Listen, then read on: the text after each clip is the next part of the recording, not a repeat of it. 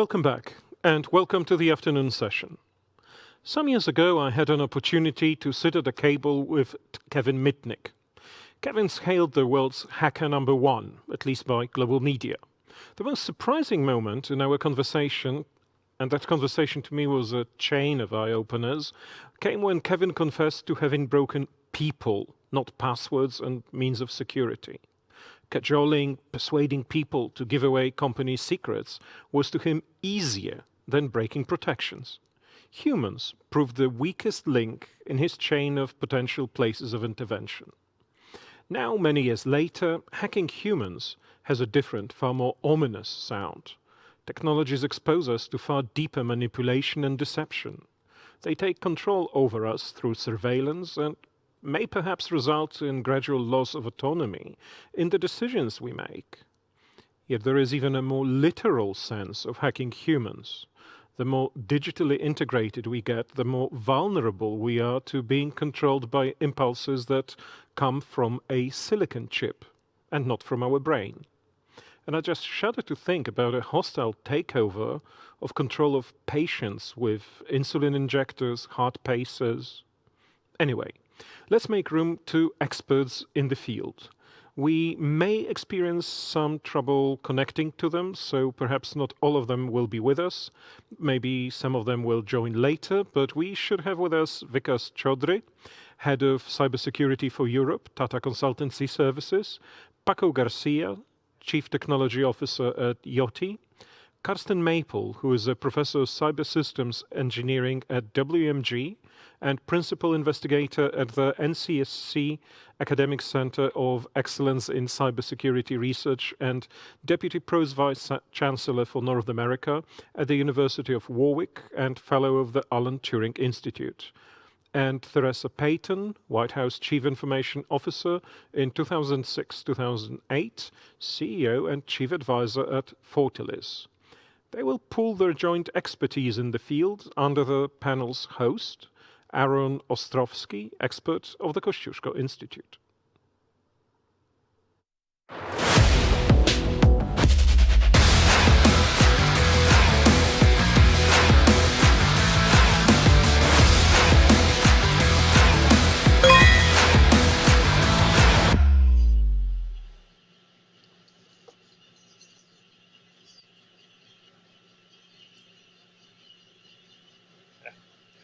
Good afternoon, Dzień dobry, and good morning to those who are in a different time zone, and welcome to the 6th edition of Cybersec, Cybersec Global 2020 Future Stream.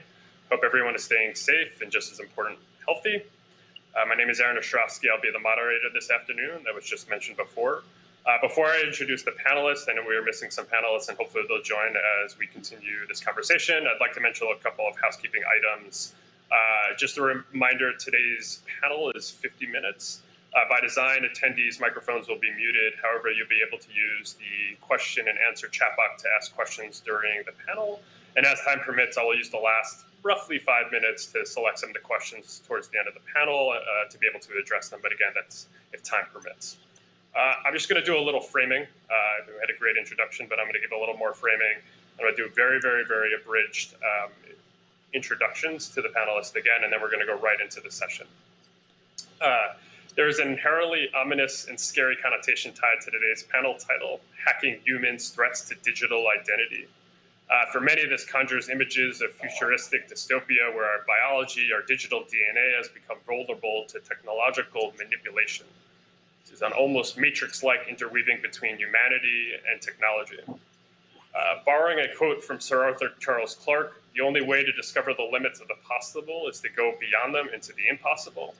Well, in today's world, we have seen the impossible in the development of a wide range of technologies that offer insightful glimpses into our digital existence, whether that's biometric technologies, genetic engineering, wearable technologies, etc. Ultimately, enhancements in technology have also had a historical tendency to bifurcate. Overusing and even abusing technology has challenged our ethical positions and our general sense of identity. We've seen this in a recent use of facial recognition software to aid in the fight against COVID-19. I'm using the word aid lightly. In a time when our privacy is often traded for convenience, how should the technologies we use better protect our data, our digital fiber, our identity from being compromised, abused, and ultimately hacked. As Oscar Wilde would say, be yourself, everyone else is already taken. That's the last quote, I promise. Again, we have a couple panelists who have joined us right now. I'm going to do a brief, abridged version again. So we have Ms. Teresa Payton, who serves as the Chief Executive Officer at Fortalize Solutions, an industry-leading security consulting company and co-founder of DarkCube, a cybersecurity product company. Following executive roles at Bank of America and Wachovia, Ms. Payton served as the first female Chief Information Officer at the White House, overseeing IT operations for President George W. Bush. Ms. Payton is the author of several publications on IT strategy and cybersecurity and a frequent speaker on IT risk. Welcome. Looks like Professor Carson Maple has just joined. Perfect timing. I'm going to give him a little intro. Professor Carson Maple is the principal investigator at the s06e13 Academic Center for Excellence in Cybersecurity Research at the University of Warwick and a professor of cyber systems engineering in WMG. Professor Maple is co-investigator at the Petrus National Center of Excellence for IoT System Security and a fellow of the Alan Turing Institute. Professor Maple is a co-author of the UK Security Breach Investigations Report in 2010, supported by the Serious Organized Crime Agency and the Police Central E-Crime Unit, and author of Cyberstalking in the UK 2020. Carson, welcome. I'm glad you're able to connect. Thanks, Aaron. Thanks for your help. Mr. Paco Garcia is the Chief Technology Officer at Yoti with a background in the space industry. Mr. Garcia worked on the European Space Agency and Airbus in the classified secure testing of the constellation of satellites for the Galileo navigation system and the assembly, integration, and testing of the 5th satellite payload. Mr. Garcia has been involved in the cryptography and security aspects of military communication satellites. Welcome, Paco. And I'm not sure if Vicus has joined us. Glad to be here. All right, I'm going to kick off with a very light question to all the panelists. I'll start with Teresa, and I'll work myself my right. We'll go Teresa, then Kurtzen, and Paco. The pandemic has accelerated digital transformation for various industries, including the introduction of new technologies. With this acceleration, we've increased our footprint and naturally our attack surface. What are some of the specific threats, and how can we minimize our risks for exploitation? It's a very light question. Yeah, that is a light question. Thanks for asking that question, and I'm excited to hear what Karsten and Paco also have to say about this. But a couple of things that we saw as soon as businesses had to reimagine their entire supply chain on the fly during the pandemic and necessarily sent not just their employees, but contractors and their third-party vendors, all, for the most part, if they could work from home, they went to work from home. And so this build out of an infrastructure to allow operational resiliency, reliability, availability was built on the fly. What happens when you build things on the fly? Incredible innovation, incredible opportunities and reimagining. And the cyber criminals were right there, right along with us, reimagining how they do their operations. Some of the things that our phones started ringing off the hook because we do incident response. Some of the things that we were seeing was direct attacks on these remote access protocols, direct attacks on the human element. The human is now at home, in many cases sharing a workspace and doing some version of online schooling if they have children in the home. The home infrastructure had never been built out to be incredibly secure. And then their minds and their hearts were distracted from, sort of the normal course of living and working. And because of that, we saw ransomware, business email compromise, and then attacks against the human and the remote access infrastructure escalate. And we saw cybercrime, not just attempts escalate, but successful intrusions escalate. It's our belief system. There's actually some fairly simple things that can be done to sort of stop the hemorrhaging. They're not permanent fixes. But one of the things that we advise all companies to look at for the foreseeable future is that remote access protocol and really limiting your user access controls, your user authorizations to the least privilege that everybody needs to get to do their job. A lot of times that can make the difference between the door being locked versus unlocked in these situations. But I'll turn it over to my fellow panelists because I'd love to hear some additional thoughts from them. I thought that was terrific, Teresa, and you said many of the points that I would have made also. I think it's really interesting that you pointed out how rapid this change has been. Um, and we know that that leads us to a significant problem, because what we have to do is we have to think, how can we react quickly for business needs and others, and not necessarily how do we act in the most secure manner. Of course, there's new techniques such as zero trust architectures, which would help us in this way, where you start with no trust and you have to build it up. That would give us a much better approach. But zero trust architectures aren't really commonplace at the minute. And as you say, we've got these challenges about access control. I think also that the nature of how quickly we've changed means that how long will this approach last? So I'd like to move on from some of the elements that you mentioned about the systems and the way we've had to work at home, and we may do in future a lot more, but to think a little bit about the change of governance in our data and what we might give up in times of pandemic. So if one thinks about track and trace systems which are being rolled out across the world, certainly in the UK until recently, we were using a manual system where people had to give their names and addresses when they went to a restaurant or a public house. There have been some challenges with that have been exposed already. So people misusing the data that was provided.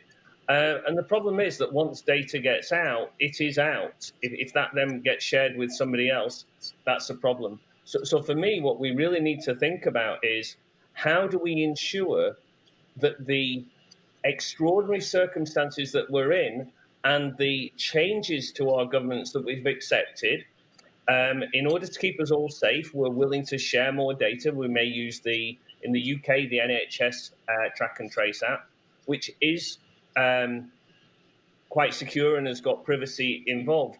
But there are many other third-party apps around in the UK and across the world, which may not be as rigorous. And that will be really interesting to see, how long can our movements in some sense be tracked, and how long is data kept for.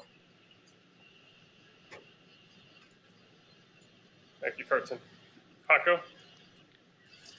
Yeah, thank you, Professor Maple, for these insights, and Teresa as well. I think we've been living in an age since the 2000 where we've basically been moving all of the day-to-day things to do into a digital world.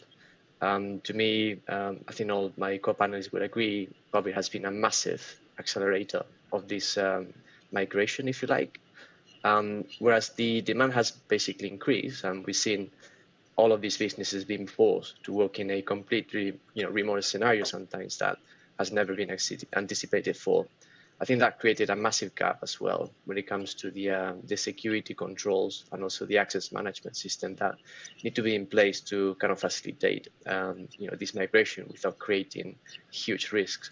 So obviously, we've got out of industry standards when it comes to security and operational controls, like ISO 27001. We've got SOC 2. We've got controls which are more specific, like the HIPAA regulations for healthcare or PCI for payments. But I think this new COVID scenario has been basically creating a new need to extend those controls to cover these kind of new use cases and new environments that were never anticipated for.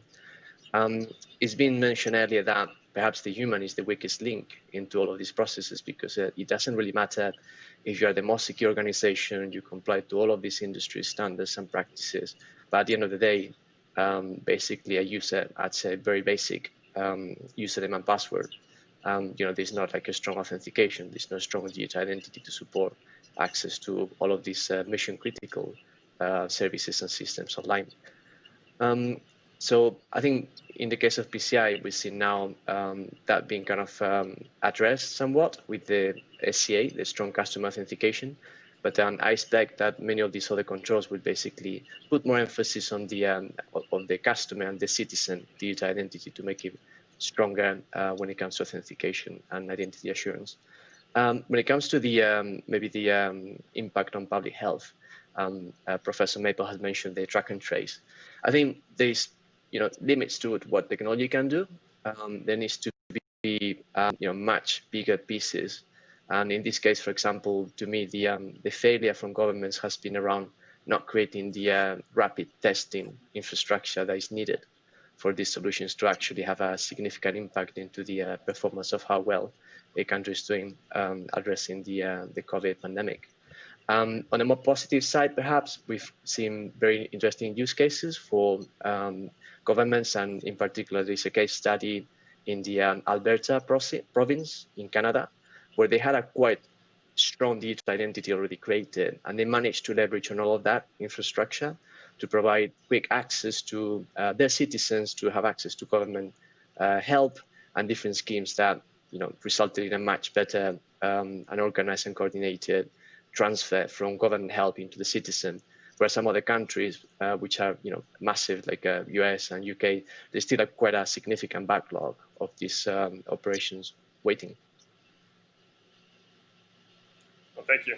That was very helpful. Thank you, everyone, for the very light question that I asked. You actually raised a lot of areas that I'm going to overlay with some additional questions to dig a little bit deeper. So I'm actually going to pivot back to Professor Maple to start. I'm going to use makes me feel like I'm back in university, so I'm going to use Professor Maple again.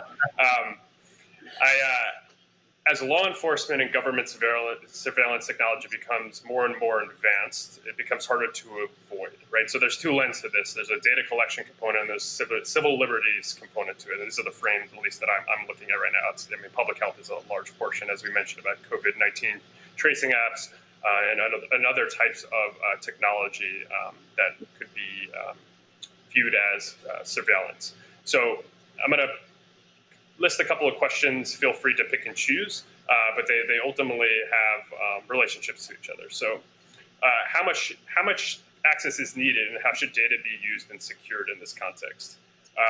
Should private companies establish closer partnerships with law enforcement and government? And if yes, what would that framework look like? How do we opt out? How do citizens protect themselves from the potential abuse of their rights? So these are very, again, not simple questions. Feel free to pick and choose as part of your response to that. But again, looking at storage and security around the data itself, but also how do you really opt out of these things? How do I say, hey, I do not want to be part of this data collection exercise, whether it's a public health effort, whether it's a law enforcement engagement.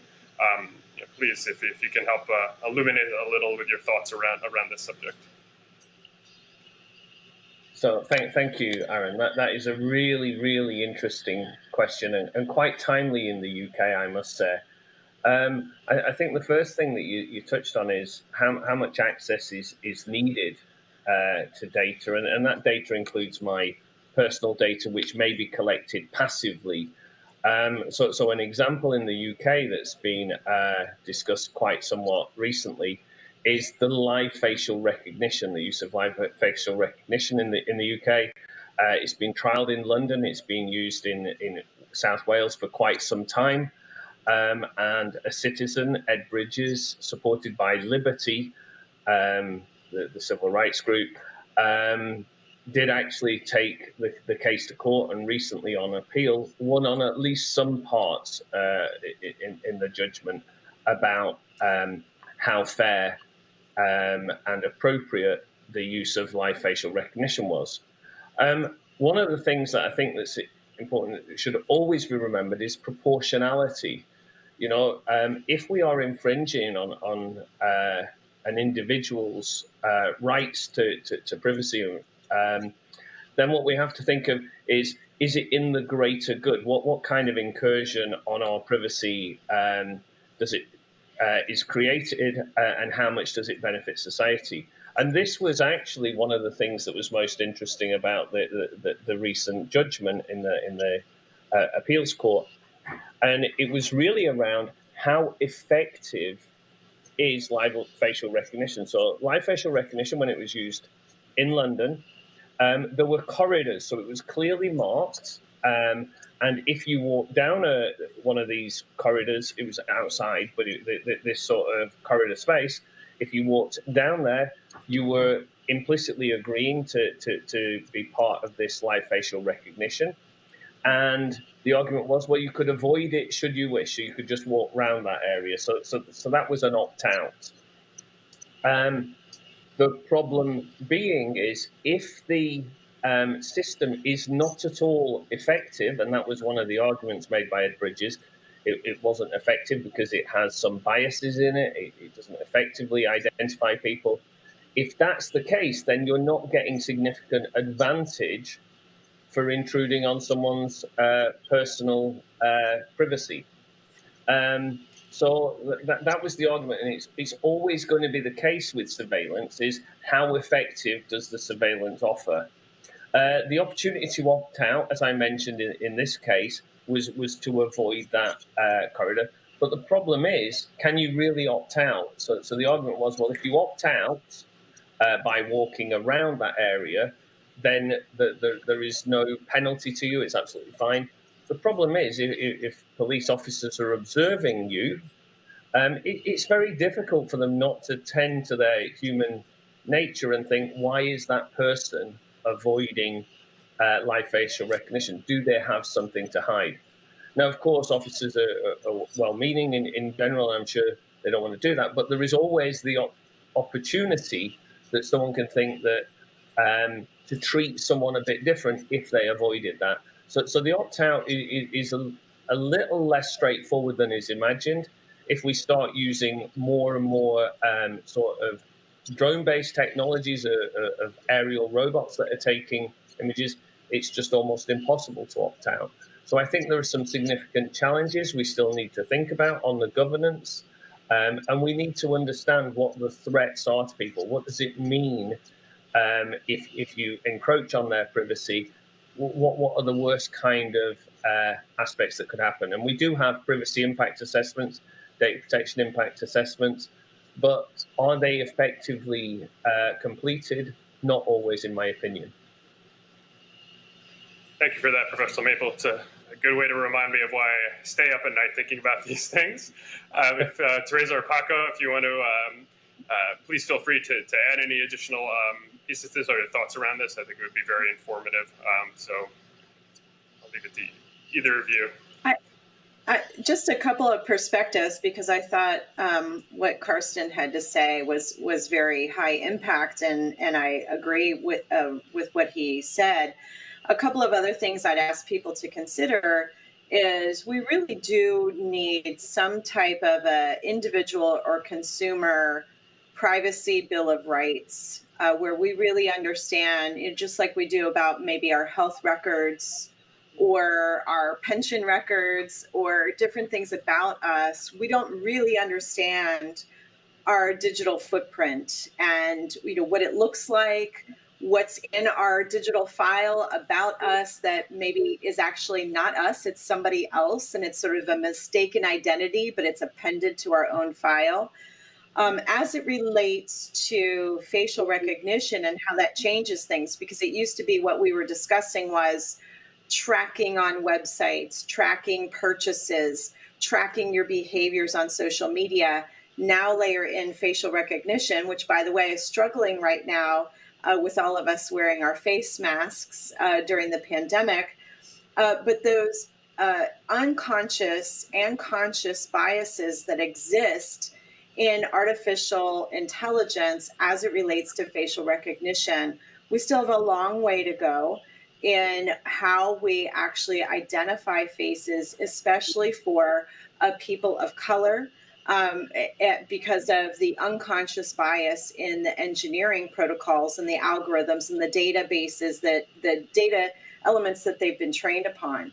I think the other thing that we have to be thinking about, besides the human element as an individual, is the opportunity does exist for that information to actually be compromised and tainted, and within your digital identity, your digital footprint, for somebody to inject information that's not really you, but it looks like it's about you. So basically presenting deep fake information, whether it's audio, video, behavior-based analytics, and then having somebody make judgment calls about you based on the poisoning of that information. So we have to be very, very careful. And the ethical framework for how we move forward really needs to be developed as an international protocol. And we're really lacking right now in those ethical standards around what constitutes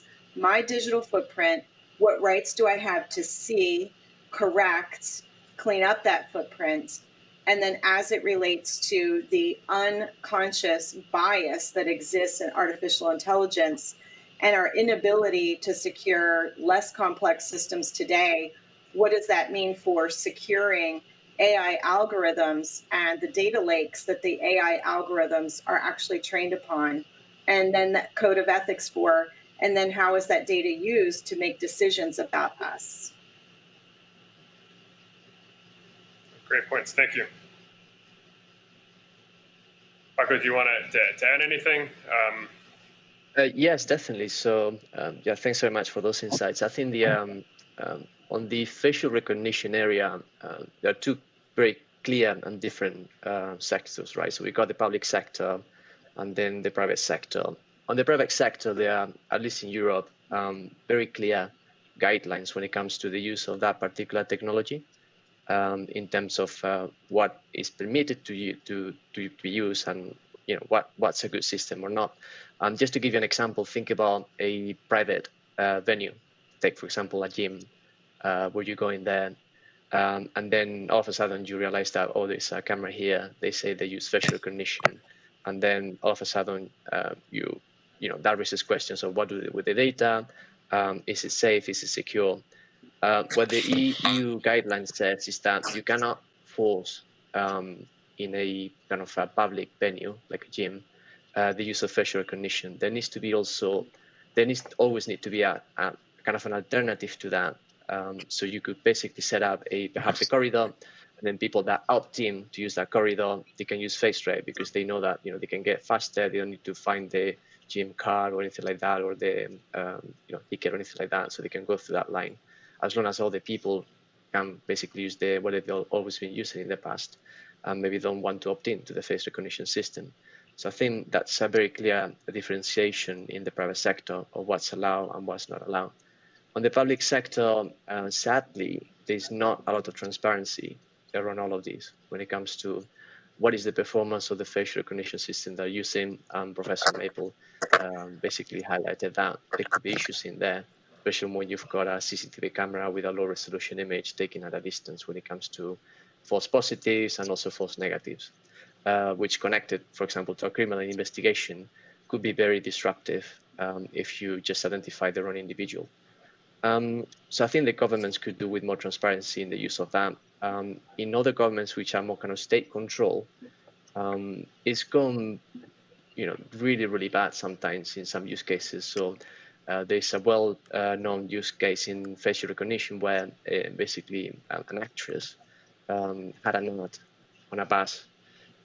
Somewhat the CCTV system connected to the traffic control picked up the face of this actress, and then because it was a red light, she got automatically a ticket sent to her address that she would have to pay for, and she wasn't even there, right? So I think that raises questions on the use of the public sector of that technology. On the private sector, there is a touch on the bias of AI algorithms. I think that's something really important. Because we cannot just say, yeah, an algorithm is good or not. It's not such a binary outcome of an algorithm. And I think both the public sector and the private sector, we could do with more transparency. So take face rec, they could publish what is the performance across, for example, the different skin tones. They could publish what is the performance across different genders, across different age groups and things like that. And that would be something very useful to ensure that we don't exclude basically elements of society from this futuristic system. We don't want to design a system that basically rejects access to a particular service or anything like that just because you are from a racial group or gender split or age group that just the AI is not good enough because they forgot about adding that more data or that particular group to a training data set. Thank you for that, Paco. Very, very. I think that definitely illuminated, enriched, and I actually think there's a lot. I want to welcome Vikas, who was able to join. Hello. I don't know at what point you entered and heard. However, I'm going to I'm going to continue into the regulation realm a little bit. I don't want to belabor it, but I think it is a very important component. So I'm going to take where we had talked about it in the law enforcement and surveillance realm, and I'm going to pivot a little bit to medicine and biomedical in the biomedical domain for a second. But I want to talk in the context of regulation. So over the past few years, we've observed growing investment from the private sector in solutions that focus on biometric data processing, genetic testing, and nanotechnology. This has raised questions over personal data protection, big data ethics, database safety, and privacy. So a lot of things. So I'm gonna ask this question to Vikas. I know he just joined. So. Are the existing regulations enough to protect our privacy and our civil liberties, number one, and then have regulations and policies been able to keep up with the technology? So, Arun, I hope I am audible. Since there were some problem, I just want to check first that I'm audible. You're audible. We can hear you. Great. Thank you. So, see, if I really look at the world from a regulation standpoint, I see there are enough regulation that exist in the market, right? Be it at a global level, be it at a country level, or be it at a continent level, right? When it comes to protecting the human rights as well as the civil liberties and so on. But what I believe is the rigor and the care, right? If you really care about someone, you really put a lot of effort to safeguard them, right? So what I believe is the rigor and care really is missing, and both will be important to protect the human, right? In a long run, I believe even if we'll have to look at the regulation from the standpoint of safeguarding the human data or human being, I believe we shall look at the regulation that is global in the nature and not a fragmented regulation specific to country, continent, and so on, which is driven by a key principle called humanity, right? So we are talking about hacking humans here, and what I believe is the regulation that will be laid down on a principle of humanity will go a long way in securing the human and human rights as well. Also, when it comes to the data sets, right, be it with respect to a regulation or with the continent, I believe the data sets that needs to be protected, right, have to be also harmonized across the borders, right? And it has to have a borderless regulation which does not just apply in one continent but the other. And that's where I believe the global leadership, the technocrats, the policymakers have to come together and create a regulation which is conclusive, decisive, and effective for safeguarding the human rights, for safeguarding the human biometric biology footprint as well. That's my viewpoint, Arun. I'll give it back to you. That's very helpful. I appreciate it. I'm going to take another little spin at this, and then I'm actually going to ask Paco on this. So similar framework of those questions around regulations. However, what I really am interested in is how do you remain innovative in this context, right? You know, we talk about security, we talk about regulations, we talk about our digital footprint, but how do we remain innovative? How do we continue to push forward at the same time knowing that we have all these very, very important elemental components that try to keep us, again, secure, try to keep our privacy intact, try to make sure that our digital footprint is something that isn't, up for sale, that isn't something that is exploitable, that is hackable. How do we remain innovative? How do we continue forward? Yeah, I think that's a great question, Aaron, because we can come up with the best technology ever, the one which is as fair as possible across all the genders, ethnicities, and all that. But if that technology doesn't put into practice, because there's a regulatory blockage when it comes to facial recognition, never use that. And there's a lot of stigma around that. That gets in the way of innovation. So I think my personal thoughts on this are that the regulator needs to enable a safe framework for these technologies to actually be piloted. in a monitor way, in a very kind of low impact basis, very small, and continuously watch it, because sometimes the technology can do massive, it can bring massive benefits to society. So we don't want to basically get the regulators in the way to make that happen. And then equally, if the technology is not performing as well as it was thought, or they find gaps around the security or the data access and control and privacy of that system, the regulator should step in and at that point say, look, that pilot was something really useful to get these learnings, but we're not going to authorize to get it to the next stage, right? So I think that's something really important, that regulators don't get in the way for technology companies to innovate across these very kind of fundamental technical things, because otherwise what's going to happen is that it's going to be postponed, right? Think about the what happened with electric cars and engines and things like that, because people didn't think it was safe because batteries wasn't safe enough. They were exploding all the time. They postponed it. Here we are, 2020, with electrical vehicles basically taking the industry by storm.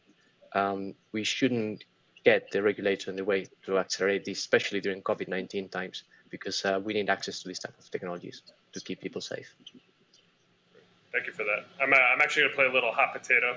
If Teresa, if you have any additional thoughts on this particular topic of innovation and how do we continue to innovate, knowing all the both scary and practical elements that we just outlined.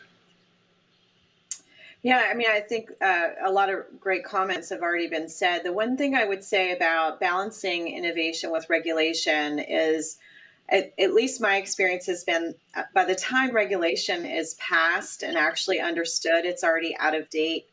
And so that's why I believe a combination of regulation, but also international best practices, standards, frameworks, and a code of ethics is really vital, because those can change and be much more dynamic than international regulatory bodies.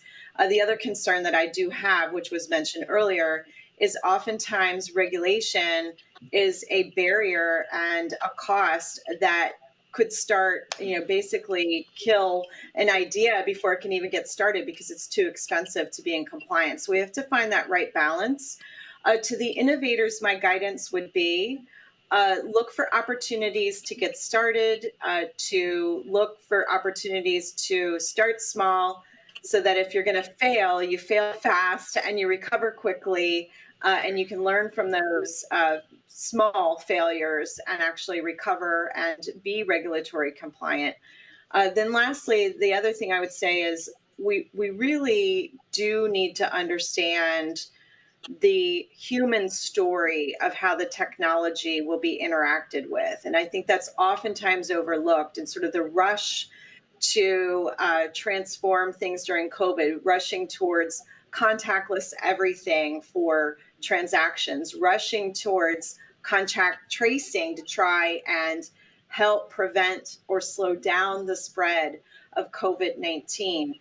In those moments of that rush, oftentimes what I've seen is the human-centered design is kind of rushed over, and really understanding that user story of how the user will be interacting with it can make the difference between making sure that their data is private and secure, and that they really understand what they're signing up for when they use the technology. So those would be my only cautions, and that could get in the way of the speed of innovation, but also could have long-term impacts on our privacy and security if we don't do those user-centered designs. That is a great segue. So I'm going to just do a very quick time check. So we have about 10 minutes with some wiggle room for some questions. So what I'm going to do is I'm going to ask one about, yes. Aaron, could I just add to that? Of course, yeah. I was actually going to go to you next, Professor, because I have a question that was going to build on that. But please go ahead. It was just something that Teresa said, which I fully agree with. So the first thing is, first of all, she touched on regulation is hard because you don't want to suppress innovation. When things are moving so quickly, you've got to be careful, because if you're too early and suppress innovation, that's not good. But if you're too late, it's out there and you can't reel back. So that's the first thing. But specifically, Teresa talked about contact tracing, and there's a very relevant example of some work. I really worry sometimes that regulation and indeed engineers create solutions that work for them and not necessarily for the people who they're intended to serve. The contact tracing in the UK was a major concern because a lot of people, experts like myself, other professors, were saying what we must do is protect the privacy of society, of the people, because they can't protect themselves, they don't understand. And I somewhat agree with that. But ultimately, another professor put the case and said, no, the first thing we must do is save lives. And this got me thinking and led to the first nationally representative study that looked at what public opinion was around contact tracing in the UK. I was proud to lead that with somebody at Birmingham. But the thing is, what we've got is people who are experts saying this is how things should be done. That's what happens often with standards groups and regulation. It's experts who say something, but we don't ask often enough the public. And actually, when we did that in the Speak for Yourself project, it was really interesting to see that the public had very distinct views on how far they were willing to let their data be used in order to control the pandemic. Thank you, Professor. Actually, so while I have you on my screen, at least, as I wanted to add on a piece that Teresa talked about, and then you also re-emphasized. So human-centered design is a very crucial part as part of the development process, right? You're bringing those principles as an important underpinning for development and for providing technology that has utility for consumers. At the same time, how do we include security in the design? Not just HCD, which is an important component, so security and design as part of that. Although security is part of the life cycle of development technology, that can vary. But how do we ensure that security gets baked in? And the reason I'm bringing this up is it's a piece that you mentioned before around trustworthiness, right? How do we ensure that systems are trustworthy? How do we bake security into that inherent fabric of technology in pairing with things like human-centered design to ensure that we have a system that is both protecting, but it's also reflective of how consumers are actually going to utilize that technology, one, for beneficial purposes, whether we're talking about health, but ultimately provide them with the necessary confidence that their data is being secured accordingly. I think it's an excellent point, Aaron.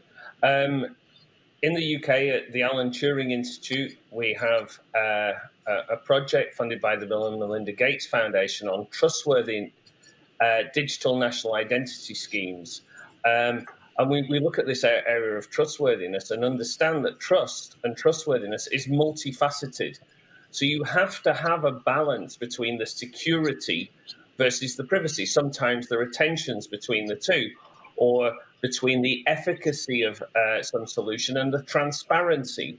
So what we do is we define trustworthiness as something that's secure, privacy preserving, it's ethical, reliable, resilient, and robust. And we understand those tensions between each of those aspects. So if we do that, we can make design choices. And this is one of the things about, for example, contact tracing or many other things. Where do we decide the better good is? Is it more important to protect people and in a sense, keep them safe from the pandemic, even if that costs us in terms of privacy? Because sometimes it's not possible to get something that keeps everybody safe and has no privacy incursions. So the way we see it is understanding that it's a multifaceted approach.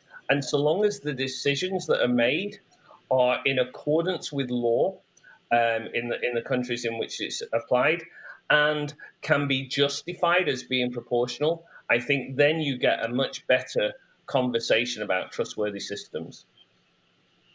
Very helpful. Thank you, Professor. Vikas, actually, I know you haven't had as much time to give your insight. I am curious on the same topic, though, that the balance and the tension that might exist between security and other components that Professor Mabel just outlined. If you have any insight or any additional items you wanted to build upon on this topic. Sure, Arun. When it comes to security by design or privacy by design, this has to be really a continuous journey, right? Because what is reliable, what is robust, what is resilient today may not be there tomorrow, right? So the definition of robust or the design of the robustness, the design of the resilientness, and the reliability may change 10 years, 5 years down the line, right? And hence the privacy and security must go hand in hand because these are the two different aspects of the same coin, right? There's nothing that is not possible. In my view, right, if I really say that is security and privacy by design or impeccable security and privacy by design is possible, I say yes. If the intent is there, if the attitude is there, both are possible, the security as well as privacy. The frameworks like NIST or CIS 20 controls and the concepts like zero trust can really make that happen. The only thing is that the organizations, the government, the country laws have to ensure that it gets followed in the pragmatic way, in the practical way, religiously, rigorously, and relentlessly. At the last, uh, the way I will sum it up as that default shall be denial, right? And never trust. These are the good principles to start the journey to the privacy and security by design. With that, I'll again hand it over to you, Aaron. Thank you. We're at that point. I'm going to ask for maybe a 1 minute last set of comments from everybody and then check to see if there's any questions. I'm going to start with Paco. Paco, do you have any last minute on the clock sort of situation? Any last minute comments that you want to provide, or just food for thought for individuals as we talk about hacking, human identity and the notion of hacking identity, and anything that you want to leave with those who are listening in today? Yeah, I think when you consider all of these different requirements that we've been talking about, when it comes to what is the level of security that you need to achieve, the privacy that you need to achieve, the moment that you throw, for example, the requirement of saving human lives into the equation, into the design, that automatically raises ethical question in terms of how much data should citizens be willing to give to the government to basically save human lives eventually. But I believe that if you're able to capture all of these requirements early, they're not basically plugged in as an afterthought. You could end up with much better trade-offs when it comes to the security and privacy that maximize, for example, the saving human lives, which is at the end of the day what government should be most worried about. You could design such a system where having an opt-in process, you don't need everyone, 100% of your citizens, to opt in and give away all of your data, right? Just a percentage of that is good enough to basically maximize and have almost 100% impact into saving human lives. So I think the way that systems are designed today, they just need to be, not designed like in the old days where you do the functional requirements and then performance requirements and then security requirements and privacy were always last, right? I think everything should be brought forward to have the best design possible. Thank you. Teresa, off to you. Sure. One area when you think about hacking the human that has really taken off during the pandemic, and I expect it to continue post-pandemic, are the misinformation and manipulation campaigns that seem to be a losing battle for big tech, social media companies, the traditional vetted news media. And we've seen this turn into more sophisticated social engineering campaigns to hack the human and get into corporations and organizations.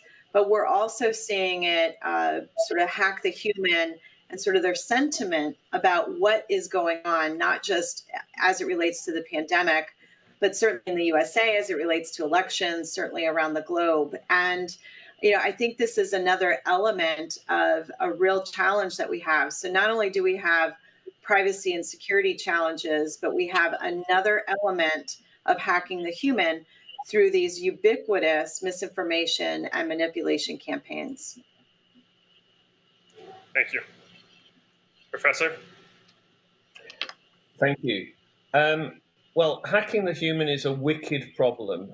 So to keep this nice and short, I think it can only be addressed through effective collaboration between academia, industry, and government. Thank you. Vikas, I'll give you the last sentence in these closing remarks before I check to see if we have questions. But Sure, Arun. So, Arun, if we really look at the world to be a better place, there has to be a fine balance, and the ecosystem of people, process, technology, and governance will have to come together. Anyway, when we talk about security, security is incomplete without you, right? So, human has to play an important part as well in ensuring that they secure themselves as well by being aware from hacking themselves. That will be my closing remark, Aaron. thank you. I don't know if Peter is still on the line. I want to see if we have any questions in the chat box, anything that potentially we would be able to tackle. If not, I'm going to give a little closing thank you to all the panelists. And I want to make sure and wish everybody an enjoyable rest of Cybersec 2020 for those who are participating in various different panels. And I also want to pass along to everyone to stay safe, to stay healthy, and to, as we look forward, we are the future stream right now, to keep looking forward, to keep being innovative, and balancing those notions of, privacy and ethical concerns against innovation, against security, and how those all can blend together to really do amazing things. So I don't know if who's on to see if there's any questions for us.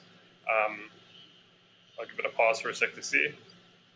If there aren't any questions, though, like I said, I'm going to let everyone go, but I really want to thank all the panelists. Your insights, your time has been amazing. I think this has been a very fruitful conversation. I think this conversation will continue, whether on this panel, whether in another forum or another conference, or just in general. But I really want to thank everyone for their time and for their participation. Thank you, everybody. Thank you, everyone. Thank you very much, Aaron Ostrowski, for being a wonderful host, and thank you for starting from a quote from Oscar Wilde.